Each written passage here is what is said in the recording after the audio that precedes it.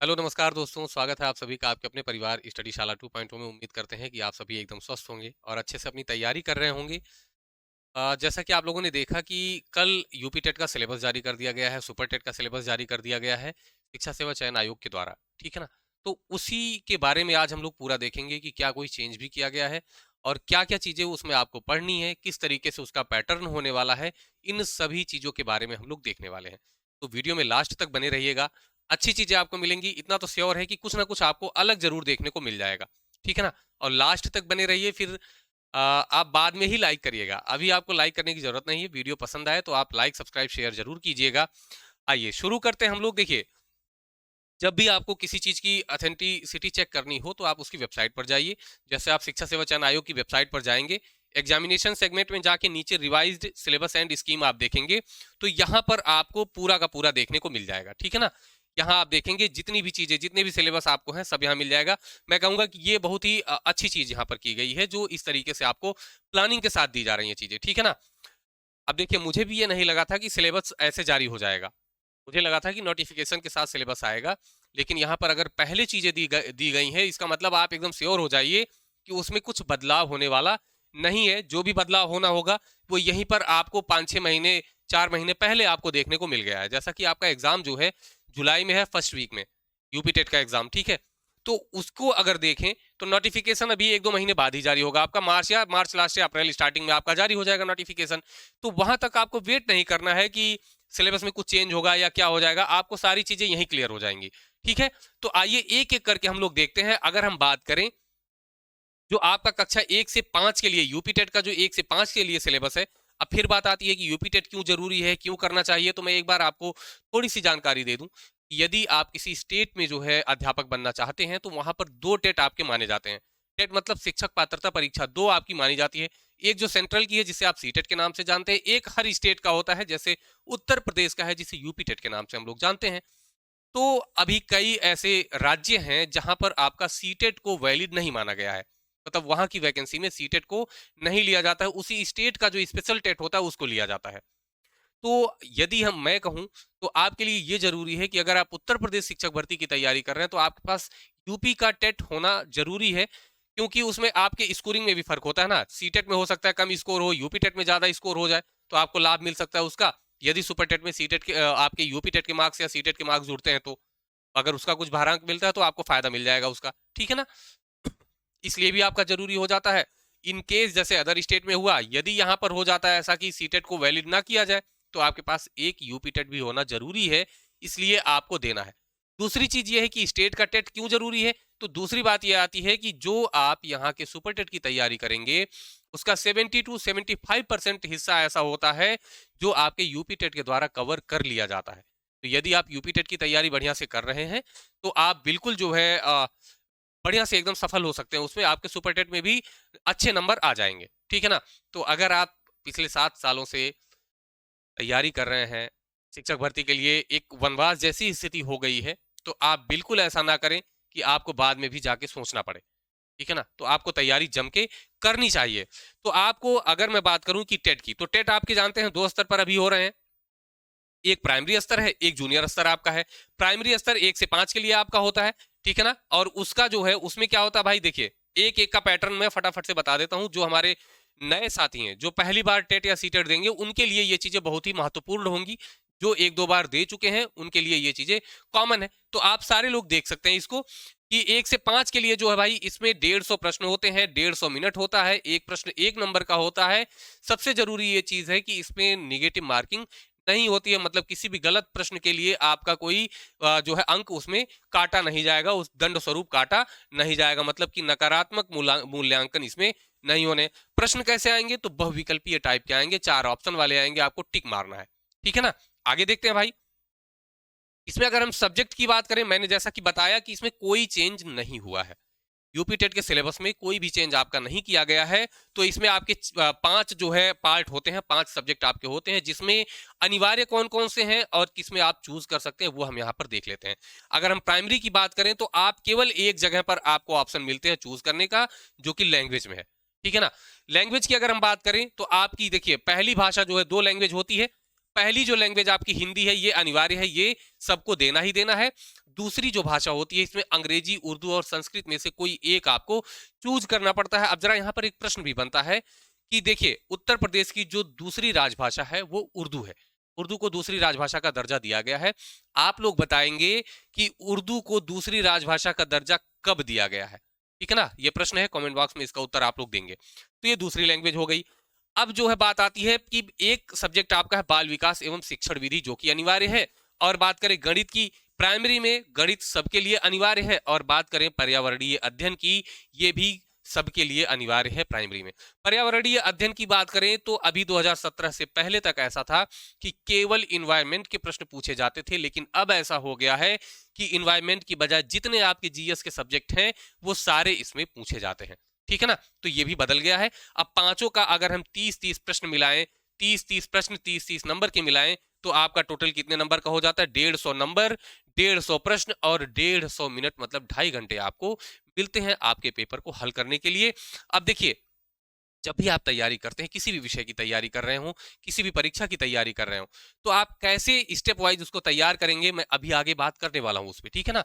अब अगर हम बात करें, यहाँ पर हम लोग सिलेबस को थोड़ा डिस्कस कर रहे हैं, पैटर्न को डिस्कस कर रहे हैं, ना कि पूरे सिलेबस को। पूरे सिलेबस को हम लोग डिस्कस करेंगे अलग से, एक एक सब्जेक्ट वाइज, जैसा कि पहले भी दिया जा चुका है आपको। आप चैनल पे जाएंगे, प्लेलिस्ट में जाएंगे, वहां पे बहुत सी चीजें आपको मिलेंगी जो यूपी टेट से रिलेटेड है, बाल विकास से रिलेटेड है, तमाम सारी चीजें हैं जो यहाँ पर आपको ब्रीफ में दी गई हैं, बढ़िया से दी गई हैं।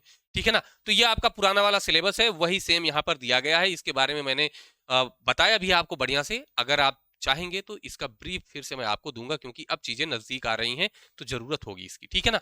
अगर हम जूनियर की बात करें तो जूनियर का देखिए सेम चीजें हैं जैसे उसमें है, माइनस मार्किंग नहीं है, 150 प्रश्न है, 150 नंबर के हैं, 150 मिनट, मतलब 2.5 घंटे आपको मिलने हैं। सेम यहाँ पर भी है। आपको 3 विषय यहाँ पर अनिवार्य है, जो आप या तो साइंस ग्रुप के हों या तो आर्ट ग्रुप के हों। 3 चीजें आपको अनिवार्य है, 3 विषय जो कि देने ही है, जिसमें पहला बाल विकास है, दूसरा है पहली भाषा मतलब हिंदी है, ये अनिवार्य है, और तीसरा है आपकी द्वितीय भाषा, जिसमें से अंग्रेजी, उर्दू या संस्कृत में से एक कोई आप ले सकते हैं। ये 3 चीजें जो आपकी हैं, ये 30 या 90 नंबर, ठीक है ना, ये आपका अनिवार्य है। ये साइंस ग्रुप हो या आर्ट ग्रुप हो, ये सबके लिए होगा।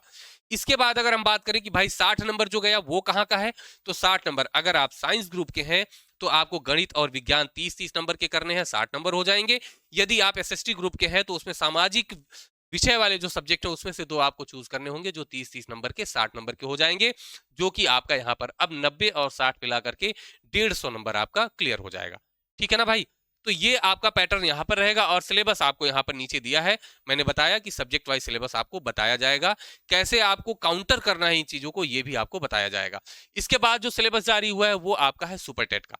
ठीक है ना। सुपर टेट मतलब शिक्षक भर्ती। अब ये चीज यहाँ पर आती है कि अगर सुपर टेट का सिलेबस आपको दिया गया है तो जाहिर सी बात है कि कुछ ना कुछ तो बात हो रही होगी उस पर। ठीक है ना। तो कुछ ना कुछ अगर बात होगी या कोई संभावना बन रही है तो आप हाथ पे हाथ रख के क्यों बैठे।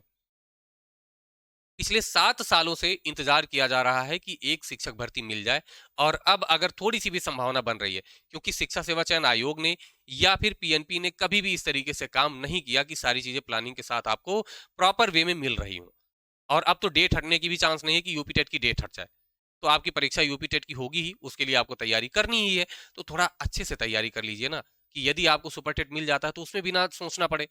और मैं गारंटी दे रहा हूं कि अगर आप सुपर टेट और यूपी टेट की तैयारी एकदम बेहतर तरीके से करते हैं, अच्छे से करते हैं, तो आप किसी न किसी वनडे एग्जाम में भी क्वालिफाई कर जाएंगे, है ना।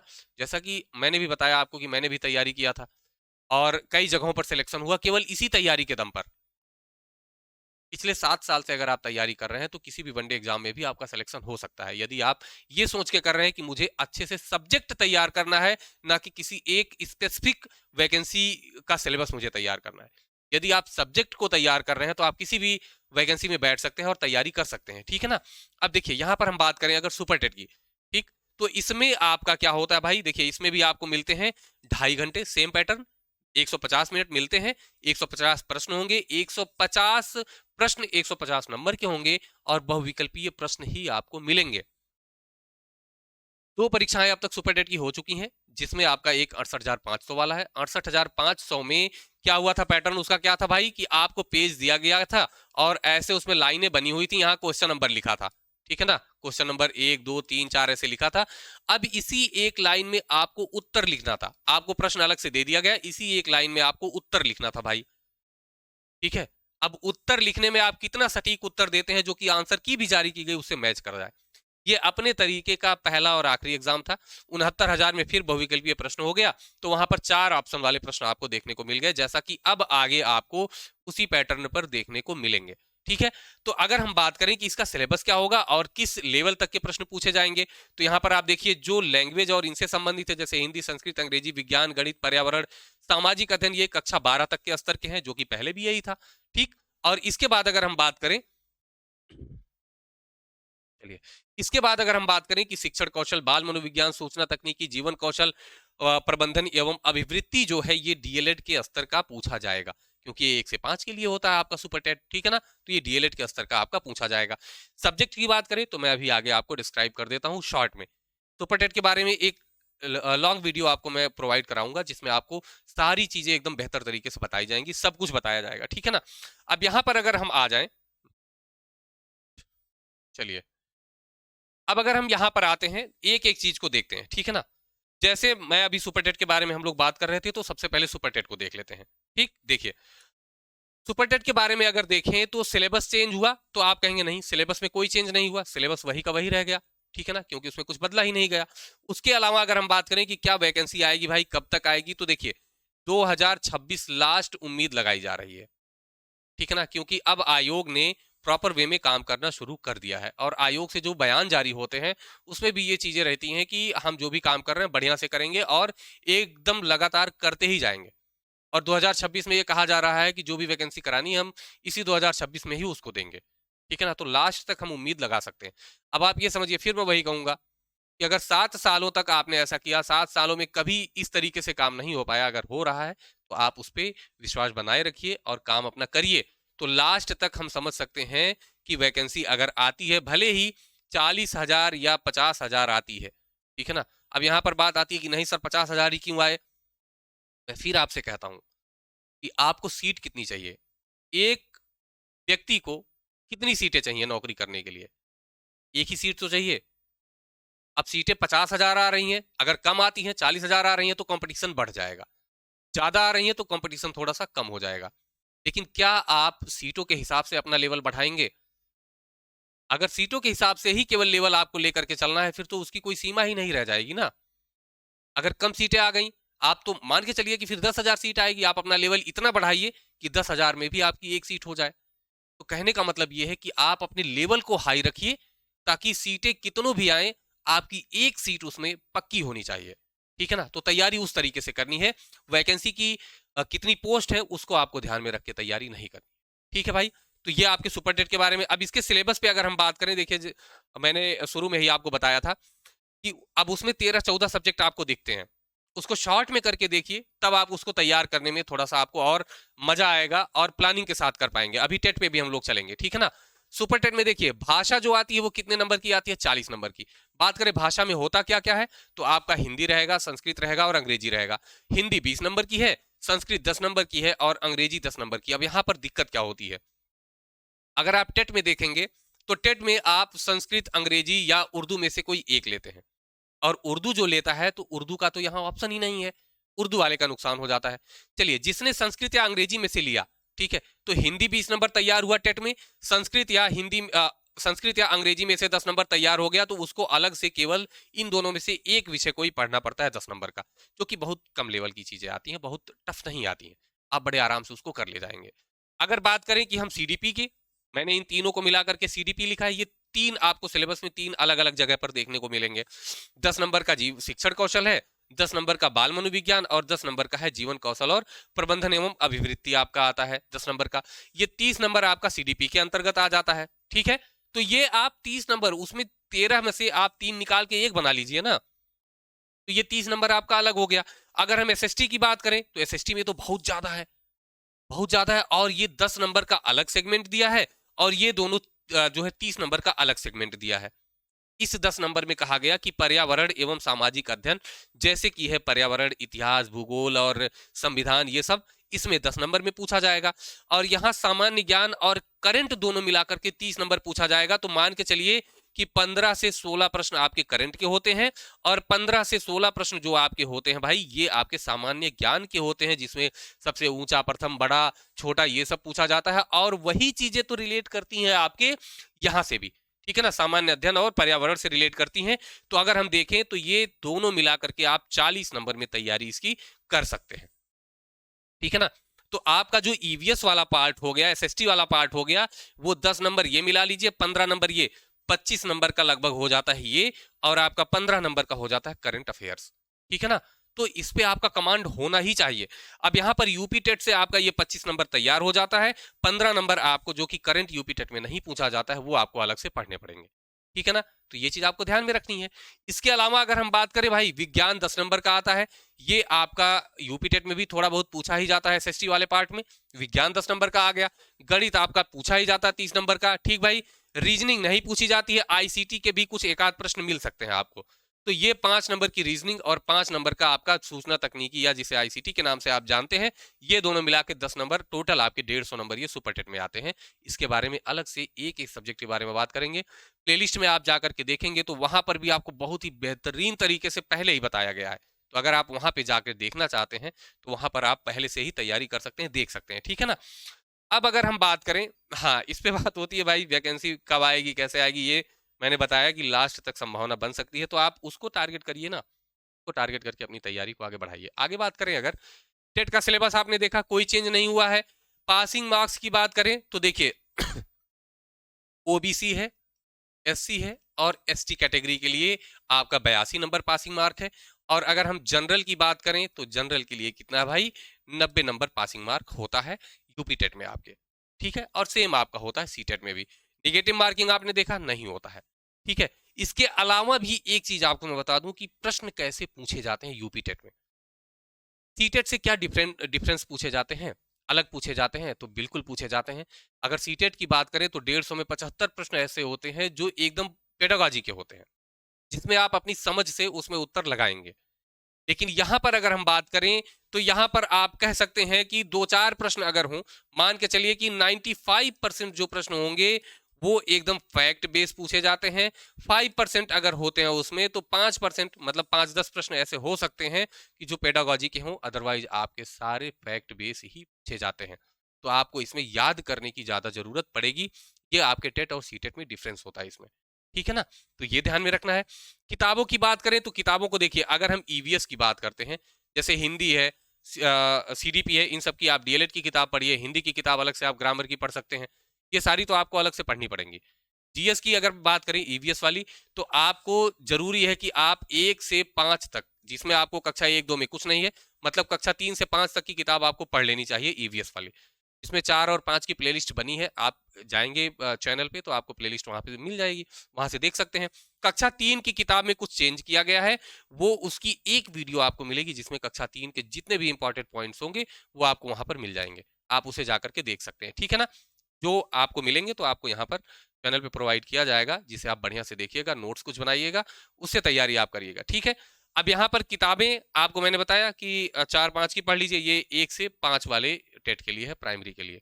जूनियर के लिए आप 6 से 8 तक की किताबें पढ़िए और अलग से कुछ किताबें हैं जो आपको पढ़नी है। आप किताबों की लिस्ट मांगेंगे तो मैं कोशिश करूंगा कि कुछ आपको बता दी जाए जो कि आप पढ़ सकते हैं, और यहाँ से क्लास भी आप ले सकते हैं, जो क्लासेस आपकी कंटिन्यू की जा चुकी हैं। नोटिफिकेशन की बात हुई है, मार्च लास्ट या अप्रैल के फर्स्ट वीक में आ सकती हैं। आपका टारगेट ये होना चाहिए कि जब आपको एग्जाम डेट पता है तो आप तैयारी इस तरीके से करिए कि आपका जो है स्कोर ज्यादा हो, ठीक है ना। आप नोटिफिकेशन पे ध्यान मत दीजिए, डेट आपको पता है उसको टारगेट करके अपनी तैयारी को आगे बढ़ाइए, ठीक है भाई। अब देखिए, बात आती है कि तैयारी करें कैसे। फिर मैंने इस पे कई बार आपसे चर्चा की है। तैयारी करने का मतलब ये है, देखिए मैं बार बार कहता हूं, सबसे पहले आपने उठाया सब्जेक्ट, आपको पता है कि आपको कौन कौन से सब्जेक्ट पढ़ने हैं। सब्जेक्ट के अंदर आपने क्या देखा, चैप्टर, ठीक है ना। क्या देखा भाई, चैप्टर आपने देख लिया सब्जेक्ट के अंदर। जैसे सीडीपी आपने देख लिया कि हाँ मुझे सीडीपी पूरा पढ़ना है, सीडीपी के अंदर आपने देखा कि कौन कौन से चैप्टर आपको पढ़ने हैं, लेसन्स कौन कौन से हैं उसमें आपके। अब आप देखेंगे कि उस चैप्टर के अंदर टॉपिक क्या क्या है, क्या करेंगे भाई, उसके अंदर टॉपिक कौन कौन से आपको पढ़ने हैं। एक पार्ट में जितने भी टॉपिक हों वो आपको पता होने चाहिए कि मुझे यही यही टॉपिक पढ़ने हैं, ये मैंने पढ़ लिया है। उसके बाद देखिए आपकी तैयारी एकदम जबरदस्त वाली होगी। और बात आती है कि सर कैसे पता चलेगा कि क्या क्या पढ़ना है, तो आपके पास होना चाहिए प्रीवियस ईयर क्वेश्चन पेपर। ये आपको रहेगा तो आपको टॉपिक कितना डीप तक पढ़ना है, किस लेवल के क्वेश्चंस उसमें आते हैं, ये आपको यहां से पता चल जाएगा, है ना। बाकी आपके पास पढ़ने के लिए कंटेंट होना चाहिए। आप यूट्यूब से पढ़ सकते हैं, किताबों से पढ़ सकते हैं, नोट्स अपने पढ़ सकते हैं। वो आप यहां से देख सकते हैं कि कहां से क्वेश्चंस ज्यादा आ रहे हैं, कैसे आ रहे हैं, ठीक है ना। तो यहां से आपको ये सारी चीजें, ये आपको कहां से पता चलेगा भाई, सब्जेक्ट ये आपने सब सिलेबस से देख लिया, ठीक है ना। ये आपने सब सिलेबस से निकाल लिया है। सिलेबस से निकालने के बाद पीवाईक्यू से आपने देखा किस टॉपिक से कितने क्वेश्चंस, किस चैप्टर से कितने क्वेश्चंस आ रहे हैं, ये आपने देख लिया, आपका काम बन गया। उसके बाद जो तैयारी होती है वही होती है असली वाली तैयारी, और उसी से आपके बनते हैं नंबर, समझ रहे हैं ना। तो जब भी आपको सिलेक्शन चाहिए होगा, आपको इसी तरीके से तैयारी की जरूरत पड़ेगी। तो यहाँ पर चैनल पर जितनी भी क्लासेस आपकी प्रोवाइड की जा रही थी, जो अभी के लिए रुकी हुई थी, वो आपको जल्दी ही प्रोवाइड करनी शुरू हो जाएंगी और बढ़िया से तैयारी की जाएंगी। यकीन मानिए कि यूपी टेट के लिए आपको यहाँ से बेहतर मुश्किल है कि कहीं मिल जाए। कोशिश भी हम लोगों की यही है कि यूपी टेट आप लोगों का ऐसा हो, यूपी टेट और सुपर टेट इस तरीके का हो, जैसा कि हम लोगों ने अनुभव किया है। उस चीज को मैंने देखा है, बहुत करीब से देखा है, एक बार नहीं कई बार देखा है। सुपर टेट भी दिया है, दोनों दिया है। तो जाहिर सी बात है कि कुछ ना कुछ तो ऐसा है ही जो आपको सबसे अलग बनाएगा, ठीक है। उम्मीद करते हैं कि आप लोगों को वीडियो अच्छी लगी होगी। आप चैनल के प्लेलिस्ट में जाइए, उन वीडियोज को सर्च करिए और वहां पर आप अच्छे से देख सकते हैं। अब सुपर टेट पे एक अलग से मैं आपको ब्रीफ में वीडियो दूंगा, और यहाँ पर जो है जितने भी सब्जेक्ट हैं सबकी अलग अलग टॉपिक वाइज जो मैंने यहाँ पर बताया कि सब्जेक्ट, चैप्टर और टॉपिक सब नोट करके आपको मिलेगा एकदम बढ़िया से, ताकि आप जब पढ़िए तो आपको कोई कंफ्यूजन उसमें ना रहे, ठीक है ना। तो उम्मीद करते हैं कि वीडियो आपको पसंद हो आई होगी, और चलिए फिर मिलेंगे नेक्स्ट वीडियो में। तब तक के लिए नमस्कार, धन्यवाद, जय हिंद।